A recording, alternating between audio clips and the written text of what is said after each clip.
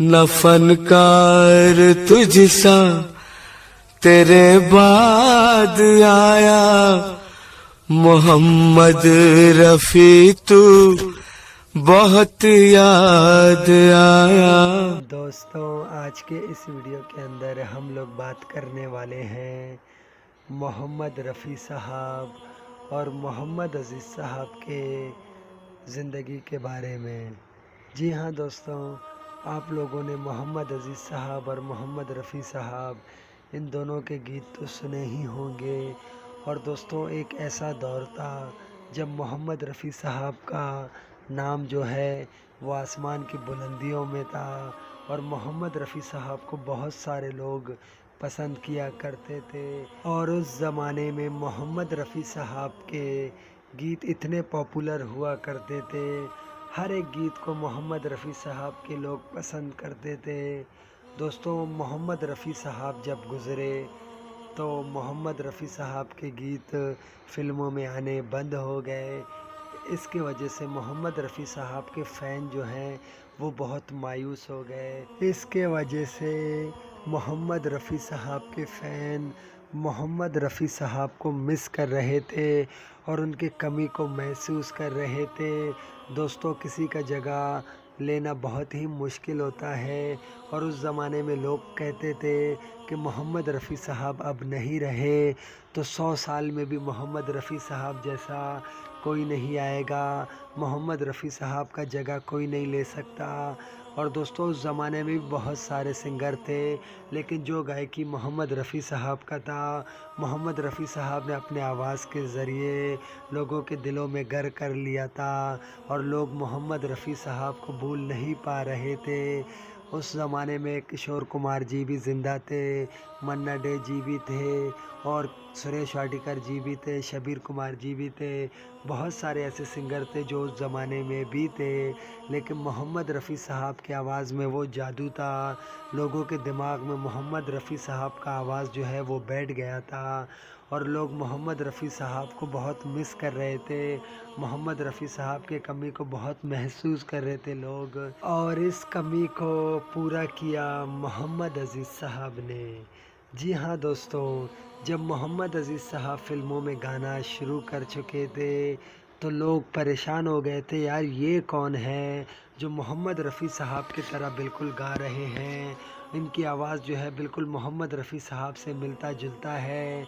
और लोगों ने मोहम्मद अज़ीज़ साहब को छोटा रफ़ी कहना शुरू कर दिया और यहाँ तक कि मोहम्मद अज़ीज़ साहब को लोग आज भी और उस ज़माने में भी लोग कहते थे कि ये मोहम्मद रफ़ी साहब के वारिस हैं। इस नाम से मोहम्मद अज़ीज़ साहब को मशहूर कर दिया गया और बहुत सारे लोग जो हैं मोहम्मद अज़ीज़ साहब को छोटा रफ़ी भी कहते हैं और उस ज़माने में भी कहते थे और आज भी कहते हैं। यानी कि उस ज़माने में जब रफ़ी साहब नहीं रहे तो मोहम्मद अज़ीज़ साहब ने ही रफ़ी साहब के उस कमी को पूरा किया और मोहम्मद अज़ीज़ साहब ने भरपूर मोहम्मद रफ़ी साहब के उन चाहने वालों को आसरा दिया और उनके दिलों का जो दर्द था उनको हटा दिया, मिटा दिया मोहम्मद अज़ीज़ साहब ने। और दोस्तों, आप लोग तो जानते ही होंगे कि मोहम्मद रफ़ी साहब ने हर किस्म के गीत गाए हैं, चाहे वो कव्वाली हो, चाहे वो भजन हो, चाहे वो कॉमेडी सॉन्ग हो, चाहे वो चुलबुला सॉन्ग हो, चाहे वो हर किस्म का गीत हो। रफ़ी साहब ने बिना म्यूज़िक के गीत भी गाए हैं, रफ़ी साहब ने क्लासिकल गीत भी गाए हैं, रफ़ी साहब ने सैड सॉन्ग भी गाए हैं। हर किस्म के और हर भाषा में रफ़ी साहब ने गीत गाए हैं। इसी तरह मोहम्मद अज़ीज़ साहब ने भी कोई भी टॉपिक नहीं छोड़ा, चाहे वो कव्वाली हो, गज़ल हो, चुलबुला सॉन्ग हो, कॉमेडी सॉन्ग हो, सैड सॉन्ग हो, चाहे वो बिना म्यूज़िक के हो, क्लासिकल सॉन्ग हो। हर किस्म के गीत मोहम्मद अज़ीज़ साहब ने भी गाए और हर भाषा में मोहम्मद अज़ीज़ साहब ने भी गीत गाए। लगभग मोहम्मद अज़ीज़ साहब ने 18 से 20 भाषाओं में गीत गाए हैं और 20,000 से ऊपर गीत मोहम्मद अज़ीज़ साहब ने गाए हैं। मोहम्मद अज़ीज़ साहब ने बहुत सारे अपने इंटरव्यू में ख़ुद कहा है कि मैंने 20,000 से ऊपर गीत गाए हैं।